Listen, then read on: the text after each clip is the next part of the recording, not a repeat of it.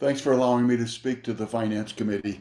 And let me also thank you for your service, for the time and energy and efforts you put into this. And I know you need to balance the long-term fiduciary responsibility to Frasier, as well as the impact of increasing fees to current residents. So let me zip through some things. This is from Nikki's presentation where she talked about the unrestricted cash in our assets, and particularly she emphasized the rainy day fund.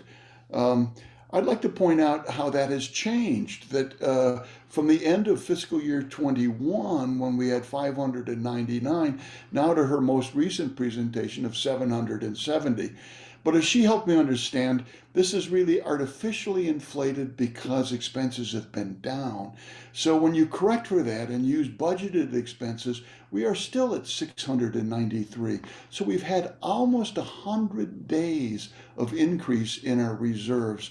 And this exceeds CARF's 75th percentile, all of the bank and bond covenants, and has resulted in an improvement in our bond rating. I think we need to look at 3 years in a row. The fiscal year 22 and on through 24. So this year, despite being a difficult year, a high inflation year, we have had positive variances compared to budget.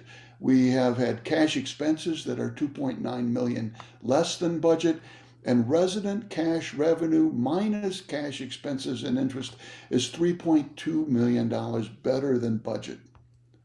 So this is, as well as some other things, has resulted in a 16% increase in cash reserves over this fiscal year to date.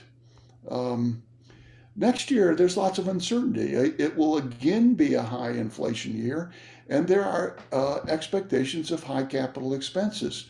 So this is Nikki's slide showing three possible rate increases. I want to point out that comparing fiscal year 22 to 23 budget, even at 5%, the budgeted loss from operations is going down. And much of the problem with cash flow next year comes from almost $10 million in capital expenses.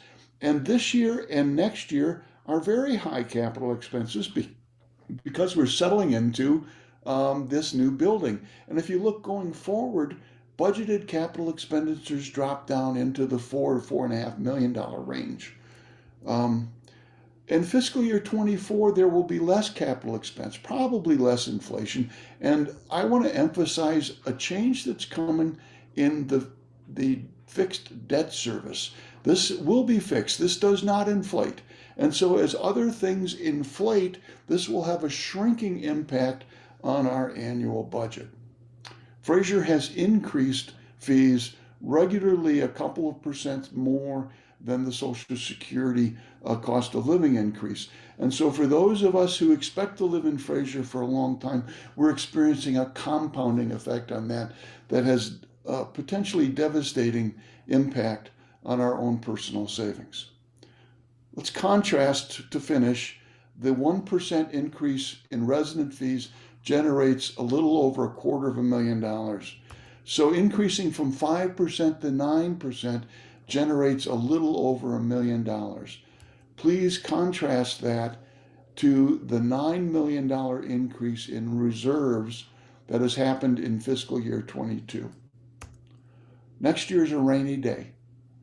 It's a year to use a small percentage of the increase in the reserves to protect current residents from drastic increases in fees. Thank you very much.